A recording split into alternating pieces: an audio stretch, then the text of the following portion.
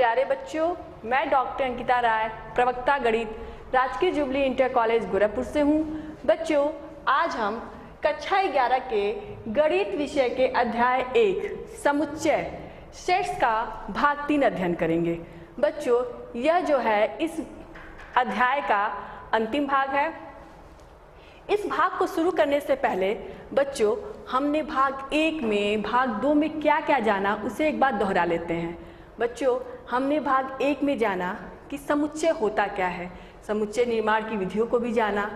भाग 2 में बच्चों हमने जाना कि रिक्त समुच्चय क्या होता है, परिमित और अपरिमित समुच्चय क्या होता है। उसके साथ ही बच्चों हमने समुच्चय के उप समुच्चयों को भी जाना और हमने वास्तविक संख्याओं के जो उप समुच्चय होते हैं उन्हें हम अंतराल रूप में कैसे लिखते हैं उसे भी हमने जाना है।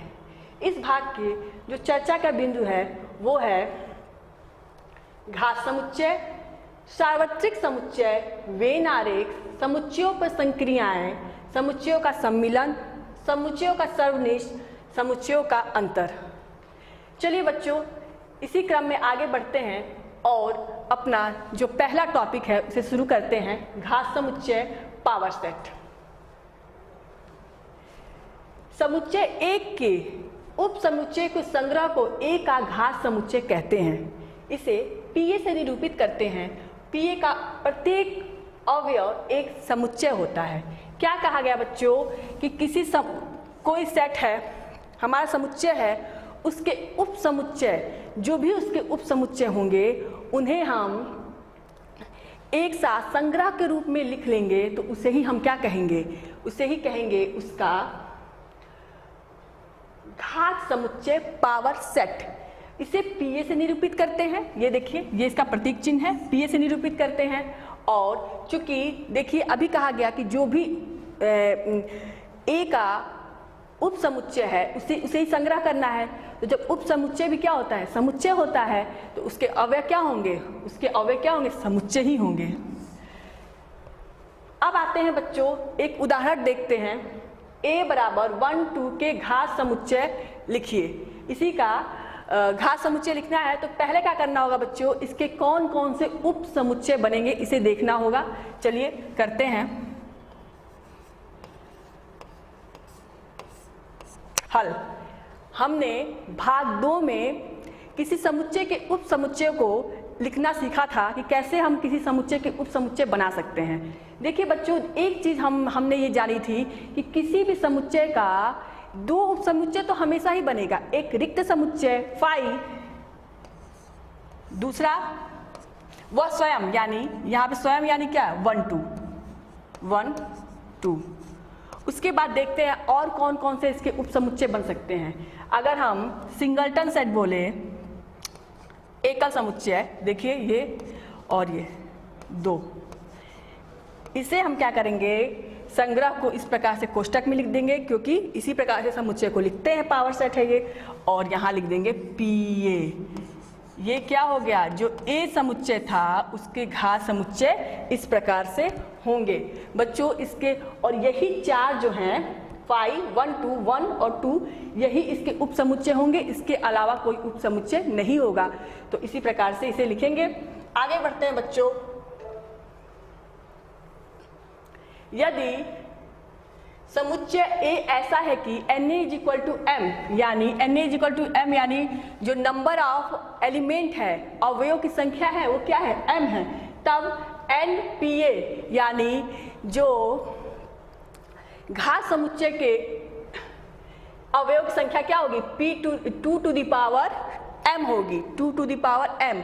यानी देखिए अभी हमने देखा था कि जब n बराबर, हमने 1 और 2 का उदाहरण लेकर देखा था। A बराबर दिया था 1 और 2 दिया हुआ था बच्चों, तो कितने इसके PA की संख्या बनी थी, 4 अवयव बने थे हमारे।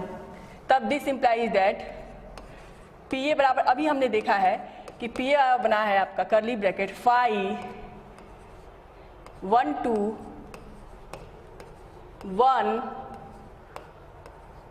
2 और ये कर्ली ब्रैकेट बन। यहाँ पे देखिए n बराबर, यहाँ पे क्या है, m बराबर 2 है। तो इस तरह से अगर फॉर्मूले से हम देखें, हमें तो दिख रहा है 1 2 3 4 बने हैं। क्या फॉर्मूले से भी चार ही बनने चाहिए? NPA का फॉर्मूला लगाते हैं। NPA बराबर क्या होगा? 2 to the power 2 यानी 4। देखिए हमने फॉर्मूले से भी हमने दिखाया भी कौन कौन से चार बनेंगे और हमने फॉर्मूला भी यही दिखाया है कि चार कैसे बनेंगे। तो ये फॉर्मूला है बच्चों।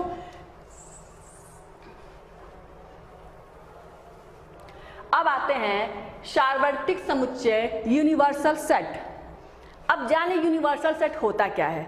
तो देखिए बच्चों, कोई समुच्चय है, ठीक है, कोई समुच्चय है तो ऐसा दूसरा कोई समुच्चय जो उसको कंटेन करे, यानी जो पहला समुच्चय है वह उसका उप समुच्चय बन जाए, तो उसे ही क्या कहेंगे? उस समुच्चय का क्या बोलेंगे? सार्वत्रिक सेट। क्या कहा गया? कि कोई समुच्चय है, एक बार और सुनिए, कोई समुच्चय है तो दूसरा वह समुच्चय जो उसके लिए, जो पहला वाला क्या है, वह उसका उप समुच्चय बन जाए, तो हम कहेंगे दूसरे वालों को कि यह क्या है? उसका सार्वत्रिक सेट है। जैसे हमने क्या जाना था, हमने भाग 2 में देखा था कि देखिए नेचुरल नंबर जो होती है, ज़्यादा नेचुरल नंबर जो होता है वो पूर्णांक संख्या, प्राकृत संख्या पूर्णांक संख्या का सबसेट होता है, उप समुच्चय होता है।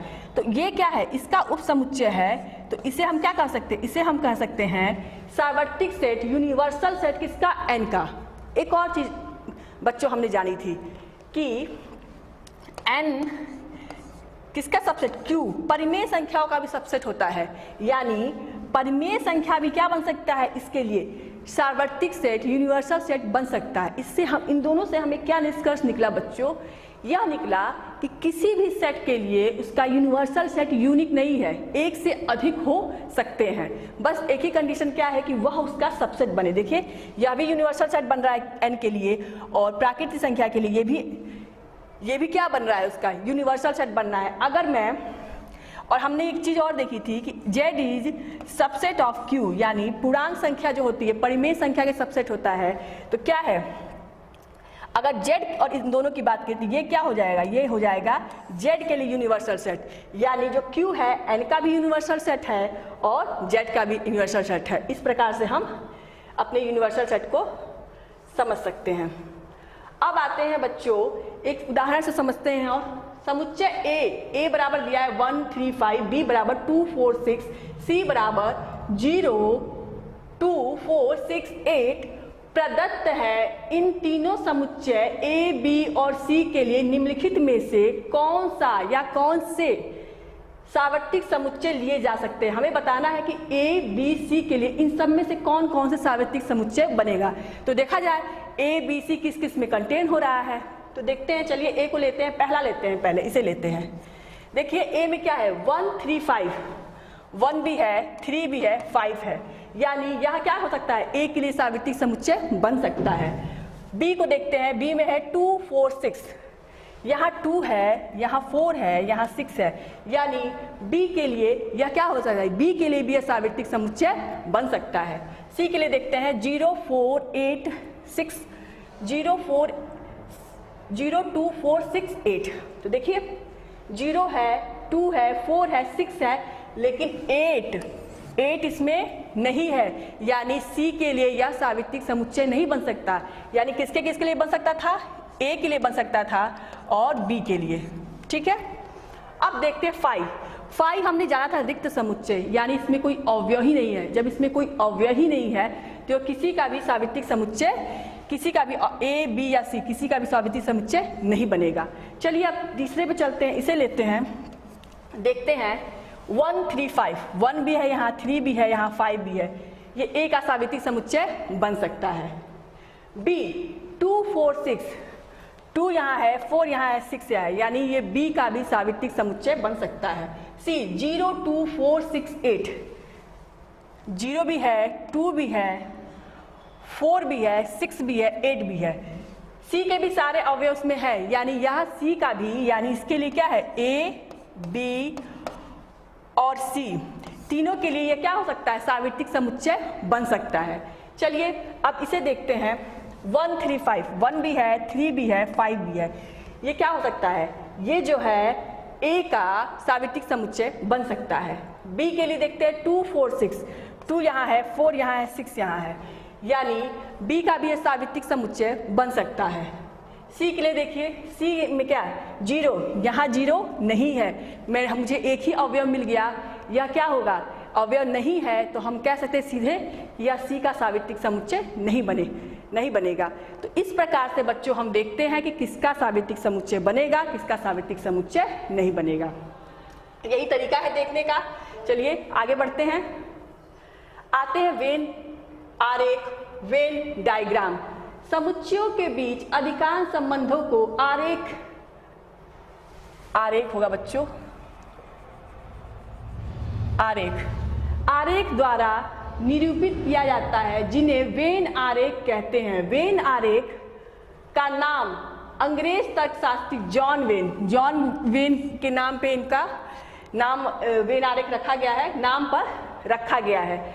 समुच्चय के बीच जो भी, इसमें क्या बताई गई बात, समुच्चय के बीच जो भी हमारे संबंध होता है उसे हम वेन आरेख के द्वारा इसे पढ़ते हैं, समझते हैं। कैसे समझते हैं, आगे चल के समझते हैं। देखिए, किसी सावित्रिक समुच्चय को प्रायः एक आयत द्वारा, सावित्रिक समुच्चय को आयत द्वारा, ये आयत है, आयत द्वारा प्रदर्शित करते हैं। और सावित्रिक समुच्चय का जो नोटेशन होता है यू, यानी यहाँ अंदर हम यू लिख लेते हैं। यू जो दिखाता है वो दिखा रहा है कि यह एक सावित्रिक समुच्चय है आयत द्वारा, और उसके उप समुच्चय को एक वृत्त द्वारा प्रदर्शित करते हैं। जो भी उसके उप समुच्चय होते हैं तो उसको ऐसे ऐसे वृत्त द्वारा, जितने भी उसके उप समुच्चय होते हैं जिस प्रकार से होते हैं उस प्रकार से हम वृत्त द्वारा से प्रदर्शित कर देते हैं। ये ए लेते हैं उप समुच्चय, ये बी ले लेते हैं, ऐसे करके प्रदर्शित करते हैं। आगे के प्रश्नों में से और हम समझेंगे।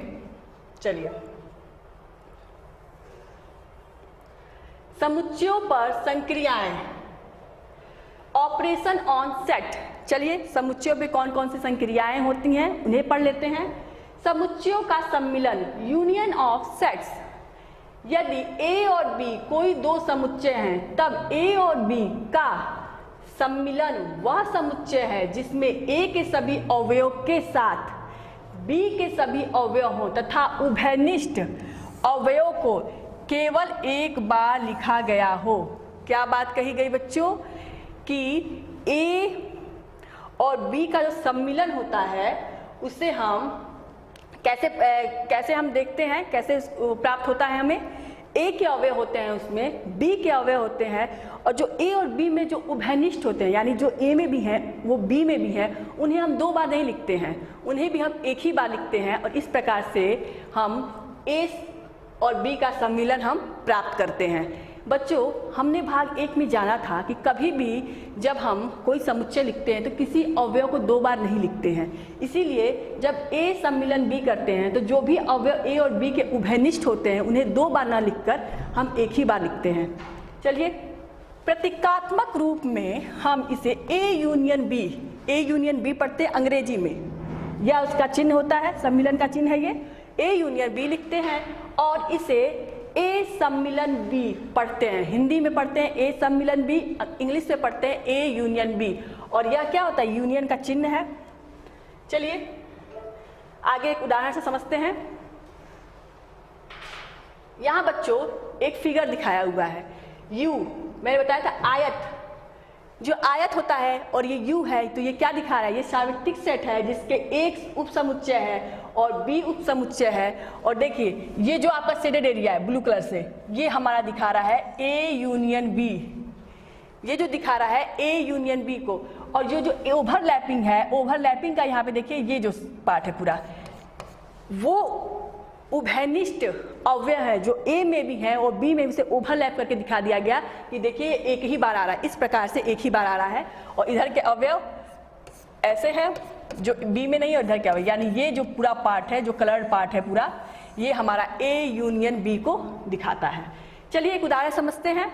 यदि एक बराबर 2, 4, 6, 8 और बी बराबर 6, 8, 10, 12, ए यूनियन बी ज्ञात कीजिए।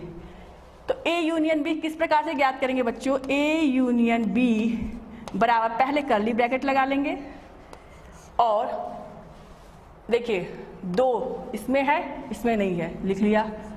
4 को भी लिख लेंगे, 6 इसमें भी आया है, इसमें भी आया है, 2 बार नहीं लिखकर एक ही बार लिखेंगे 6। 8 इसमें भी है, इसमें भी है, 2 बार नहीं लिखकर एक ही बार लिखेंगे इसे, और 10 लिख लेंगे और 12 लिख लेंगे। यानी मैंने क्या किया, ए से शुरुआत किया, ए के अवयव को लिखा, उसके बाद देखा कि कौन कौन से कॉमन है, उसे 2 बार ना लिख के एक ही बार लिखा और बी के अवयव को लिख लिया। इस प्रकार से हम ए यूनियन बी ज्ञात करते हैं। चलिए बच्चों आगे बढ़ते हैं। सम्मिलन की संक्रियाओं के कुछ गुणधर्म, कौन कौन से गुणधर्म होते हैं देखिए। ए यूनियन बी बराबर बी यूनियन ए, यानी क्रम विनिमय नियम, इसे क्रम विनिमय नियम कहते हैं। क्रम विनिमय नियम फॉलो करता है। दूसरा क्या है, A union B union C is equal to A union B union C, साहचर्य नियम को भी पालन करता है, साहचर्य नियम का भी। ए यूनियन फाई, यहाँ पे फाई क्या है बच्चों, रिक्त समुच्चय, यानी यहाँ पे दिया भी है तत्समक नियम, उसे भी फॉलो करता है। A union phi is equal to A, कैसे फॉलो करता है अभी देखा जाएगा। ए यूनियन ए, यानी किसी सेट का उसके स्वयं के साथ अगर हम यूनियन निकालते हैं तो वो स्वयं ही मिलता है, वर्गसम नियम कहते हैं इसे। और यू हम जानते हैं हमेशा सार्वत्रिक सेट के साथ अगर यूनियन निकालेंगे, किसी यूनियन निकालेंगे किसी सेट ए का, तो क्या मिलेगा हमको, सार्वत्रिक सेट मिलेगा।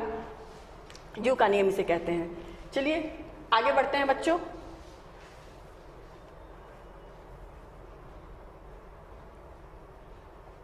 दिया है उदाहरण, यदि u बराबर दिया है, a बराबर दिया है, b बराबर दिया है और c बराबर दे दिया है, u a b c दे दिया है, तो सम्मिलन की संक्रिया के गुणधर्म को सिद्ध कीजिए। देखते हैं इस उदाहरण के माध्यम से कि किस प्रकार। तो पहला जो नियम था हमारा क्रम विनिमय नियम, चलिए देखते हैं क्रम विनिमय नियम को। पहला हमें क्या प्रूफ करना है, a union b is equal to b union a। Left hand side लेते हैं, A union B, A union B क्या होगा देखिए, ए बराबर दिया है 2 3 4, तो लिख लेते हैं 2 लिख लेते हैं, 3 लिखते हैं, 4 लिखते हैं और देखते हैं 1 3 देखिए आया, इसमें भी 3 यहाँ भी है, हम एक ही बार लिखेंगे। 4 भी है यहाँ, 4 यहाँ लिख लिया गया, एक ही बार लिखेंगे। और 6 लिख लेते हैं, 6 नहीं है तो लिख लेते हैं। इस तरह से ए यूनियन बी लिख दिया। अब राइट हैंड साइड देखते हैं। राइट हैंड साइड इंप्लाइज क्या हो जाएगा, B union A. B union A बराबर बी से शुरू करते हैं, चलिए 1 3 4 6 लिख लेते हैं, 1 3 4 6। अब ए पे जाते हैं, 2 लिख लेते हैं, 2 नहीं लिखा गया है, 3 लिख दिया गया है, 3 नहीं लिखेंगे, 4 भी लिख दिया गया, यहीं पे रुक जाना है, यानी यहीं पे हम कर्ली ब्रैकेट लगा सकते हैं इस प्रकार से। अब हम क्या देखते हैं, देखिए एक इसमें भी है, एक इसमें भी है, 3 इसमें भी है, इसमें भी है, 4 इसमें भी है, इसमें भी है, 6 इसमें भी है, इसमें भी है और 2 इसमें भी, इसमें भी। यानी राइट हैंड साइड और लेफ्ट हैंड साइड से क्या मिल रहा है हमें, A union, this implies that लिख सकते हैं, A union B is equal to B union A. हमने बच्चों भाग 1 में जाना था कि दो जो समुच्चय होते हैं वो समान होते हैं। कब समान होते हैं, जब उनके अवयव की संख्या समान हो तथा जो जो अवयव ए में है वही अवयव बी में। तो देखिए क्रम बदला था यहाँ भी, और क्रम बदल सकता है, ये बताया था हमने ये पढ़ा था भाग 2 में। तो देखिए जो जो अवयव इसमें है वो अवयव इसमें है, बस क्या है, क्रम बदला हुआ था और हमने देख लिया। तो हमने क्या बोला कि A union B is equal to B union है। तो क्रम विनिमय नियम हमने देखा कि फॉलो कर रहा है। इसी प्रकार से हम देख सकते हैं कि दूसरा जो साहचर्य नियम था, A union B union C is equal to A union B union C, यह साहचर्य नियम भी इसी प्रकार से हम देख सकते हैं। तो क्या करेंगे, पहले बी यूनियन सी निकालेंगे, फिर उसका निकालेंगे जो मिलेगा। तो चलिए लेफ्ट हैंड साइड लेते हैं, चलिए दूसरा देखते हैं। लेफ्ट हैंड साइड साहचर्य नियम के लिए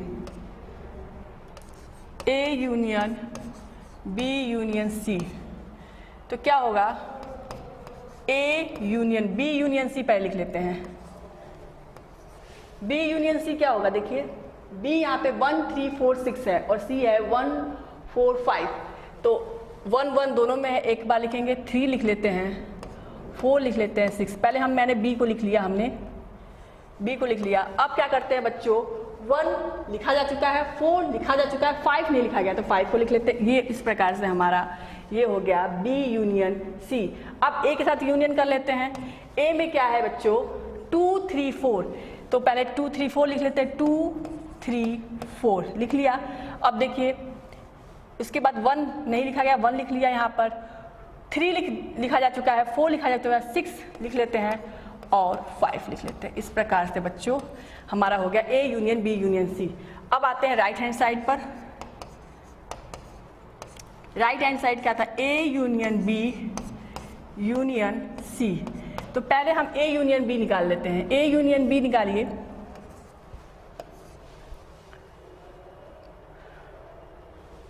टू 3 4 लिख लिया हमने। अब 1 लिख लीजिए, 1 नहीं लिखा गया, 3 नहीं लिख सकते, 3 लिखा जा चुका है, 4 लिखा जा चुका है। अब 6 ले लेते, इस तरह से ए यूनियन। अब यूनियन सी करना है हमको, कर लेते हैं सी के साथ इसका यूनियन। 2 3 4 1 6। अब ये लिख लिया। अब सी के साथ देखते हैं। 1 नहीं लिखा, 1 लिखा जा चुका है, 4 भी लिखा जा चुका है, 5 नहीं लिखा जा चुका है, यानी 5 को लिख लेते हैं एक बार। अब देखिए क्या दोनों बराबर हैं। देखिए 2 इसमें भी, 2 इसमें भी, 3 इसमें भी, इसमें भी है, 4 इसमें भी, 4 इसमें भी है, 1 इसमें भी है, 1 इसमें भी है, 6 इसमें भी, इसमें भी है और 5 इसमें भी, इसमें भी है। यानी हमने देखा क्या कि A union B union C is equal to A union B union C. साहचर नियम का किस प्रकार से पालन होता है हमने देखा। चलिए बच्चों पढ़ते हैं समुच्चयों का सर्वनिष्ठ। Intersection of sets. समुच्चय ए और समुच्चय बी का सर्वनिष्ठ उन सभी अवयवों का समुच्चय है जो ए और बी दोनों में हो, यानी जो अवयव ए में भी हो और बी में भी हो वही ए और बी के सर्वनिष्ठ में आता है। प्रतीकात्मक रूप में हम लिखते हैं कि ए इंटरसेक्शन बी, अंग्रेजी में क्या पढ़ते हैं, A intersection B is equal to X such that X element of A और एक्स एलिमेंट ऑफ बी, यानी जो ए में अवयव है जो बी में है वही क्या आते हैं, ए इंटरसेक्शन बी में आते हैं। वेन आरेख से समझते हैं बच्चों। वेन आरेख में देखिए यू क्या है, सार्वत्रिक सेट है, इसे आयत में हम लोग ने प्रदर्शित किया हुआ है। यह ए इसका एक उपसमुच्चय है, यह एक उपसमुच्चय है और इंटरसेक्शन जो है ए इंटरसेक्शन बी, देखिए दोनों ओवरलैपिंग का मैंने बताया था अभी यूनियन में, यानी वो अवयव जो ए में भी है और बी में भी है। देखिए एक बार इसे छायांकित कर लेते हैं इस प्रकार से ए इंटरसेक्शन बी हम फिगर द्वारा समझते हैं, वेन आरेख में इस तरह से प्रदर्शित करते हैं। चलिए एक उदाहरण समझते हैं। यदि a बराबर 2 4 6 8 और b बराबर 6 8 10 12 a इंटरसेक्शन b ज्ञात कीजिए। तो देखिए बच्चों a इंटरसेक्शन b कैसे ज्ञात करेंगे। a इंटरसेक्शन b बराबर कर्ली ब्रैकेट कर लेते हैं। देखिए 2 इसमें है, 2 इसमें है, नहीं है, नहीं लिखेंगे। 4 है, 4 इसमें भी नहीं है। 6 इसमें भी है, इसमें भी है, दोनों में है तो हम 6 को लिखेंगे। जो अवयव दोनों में हो, तो देखिए 6 था, 6 को लिखा गया। 8 इसमें भी है, 8 इसमें भी है, तो क्या करते हैं 8 को लिख लेते हैं। और देखिए और कोई अवयव एक दूसरे से कॉमन नहीं है, उभयनिष्ठ नहीं है, तो इस प्रकार से ए इंटरसेक्शन बी हम लिखते हैं।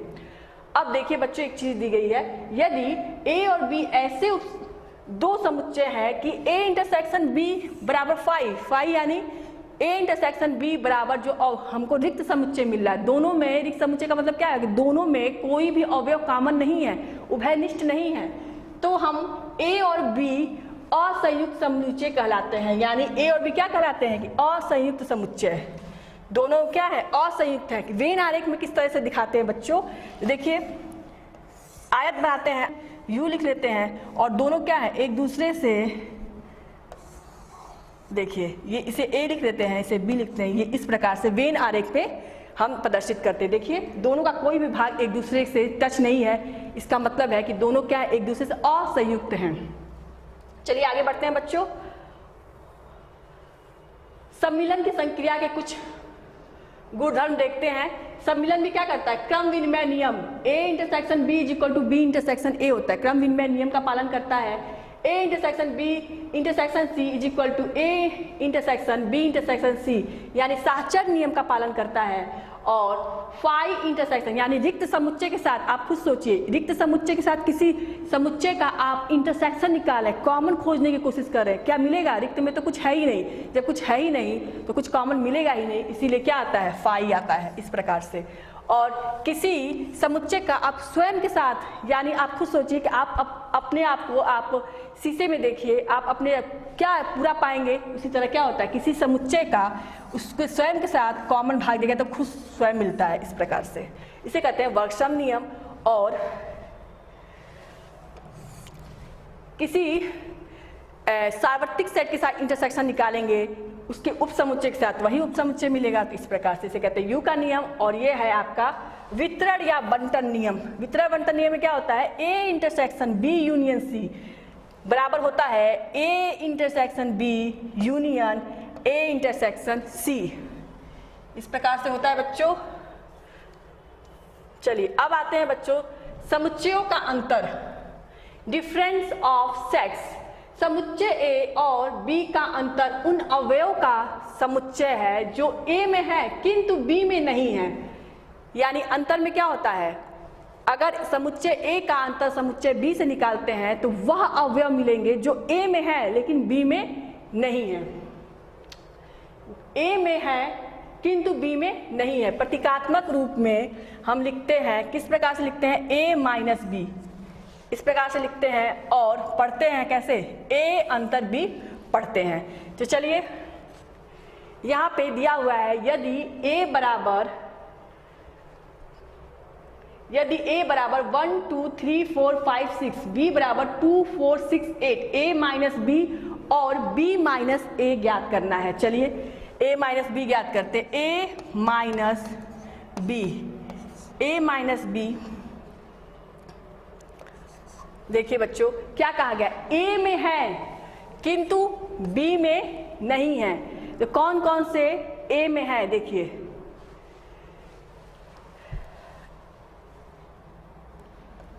1 2 A में भी है B में भी है, तो B में नहीं होना चाहिए, इसे हम छोड़ देंगे। 3 देखिए, 3 क्या है? A में है, B में देखिए कहीं भी 3 नहीं है। 4 देखिए A में भी है और B में भी है, इसे नहीं लिख सकते। और 5 देखिए 5 क्या है? इसमें नहीं है तो 5 को लिखेंगे हम। 6 देखिए इसमें भी है, इसमें भी है। तो इस प्रकार से हमने तैयार किया A माइनस B। A में हो B में नहीं हो, तो हमने किस प्रकार से देखा? मैच करा के देखते गए हम कि कौन कौन से अवयव A में हैं और B में भी है, उन्हें नहीं लिखा। जो जो अवयव A के बचे उन्हें हमने लिख लिया। अब आते हैं B minus A। B minus A बराबर, अब बच्चों B माइनस A बराबर क्या होगा? खुद सोचिए। B माइनस A बराबर यानी B में हो A में नहीं हो। तो देखिए B में 2 है, A में भी 2 है, हम नहीं लिखेंगे। B में 4 है, A में भी 4 है, नहीं लिखेंगे। B में 6 है, A में भी 6 है, नहीं लिखेंगे। B में 8 है, A में 8 नहीं है, यानी 8 लिख लेंगे। इस प्रकार से यह सेट सिंगलटन सेट है, एकल सेट है, एकल समुच्चय है। इस प्रकार से देखिए A माइनस B और हमने B माइनस A निकाल के देखा। इससे हमको एक और निष्कर्ष मिल गया बच्चों कि जरूरी नहीं किसी 2 सेट के लिए कि A माइनस B और B माइनस A बराबर हो, यानी क्रम विनिमय नियम जो हम अभी देख रहे थे सर्वनिष्ठ के लिए, सम्मिलन के लिए क्रम विनिमय नियम का पालन हो रहा था। यहाँ पे जरूरी नहीं है कि क्रम विनिमय नियम का पालन हो। चलिए बच्चों आगे बढ़ते हैं और इसे वेन आरेख से देखने की कोशिश करते हैं। ये क्या है हमारा? ये हमारा सार्वत्रिक समुच्चय है। ये हमारा एक उसका उपसमुच्चय A है, उपसमुच्चय B है। और देखिए A माइनस B किस प्रकार से दिखाते हैं। ये भाग जो आपको मैं सेलेक्ट करी, ये भाग हमारा A माइनस B होता है। देखिए A में है और B में नहीं होता। देखिए इसको हमने नहीं लिया, क्यों? क्योंकि A में भी था B में नहीं था, तो हमने छोड़ दिया। ये जो भाग होता है वो A माइनस B में को दिखाता है। चलिए आगे बढ़ते हैं। टिप्पणी, एक टिप्पणी समझते हैं बच्चों कि समुच्चय A minus B, B minus A, और ये गलत है बच्चों, यहाँ होना चाहिए A इंटरसेक्शन B। ये टाइपिंग मिस्टेक है। यहाँ आप समझेंगे A इंटरसेक्शन B परस्पर असंयुक्त होते हैं। कैसे कहा गया असंयुक्त होते हैं, इसे हम वेन आरेख से बहुत अच्छे से समझ सकते हैं। देखिए ये हमारा एक सावित्रिक समुच्चय है U, इसका एक यह इसका एक क्या है, उप समुच्चय A है ये, और एक इसका समुच्चय B है। अगर A माइनस B की बात करें, A माइनस B, देखिए ये A माइनस B होगा, B माइनस A की बात करें यह B माइनस A होगा, और A इंटरसेक्शन B की बात करें यह A इंटरसेक्शन B होगा। देखिए जो बात अभी कही गई है उसको वेन आरेख द्वारा हमने देख लिया कि किस प्रकार से समुच्चय A minus B, B minus A और A इंटरसेक्शन B परस्पर असंयुक्त होते हैं। इसी के साथ बच्चों यह जो अध्याय था समाप्त होता है, समुच्चय अध्याय जो था समाप्त होता है। इसी पर आधारित आप गृह कार्य जो आज आपने भाग 3 पढ़ा, जो अंतिम भाग पढ़ा, प्रश्नावली 1.3, 1.4 आप पढ़ेंगे और इसे और समझने का घर पर प्रयास करेंगे बच्चों। और इसी के साथ यह अध्याय समाप्त होता है। धन्यवाद।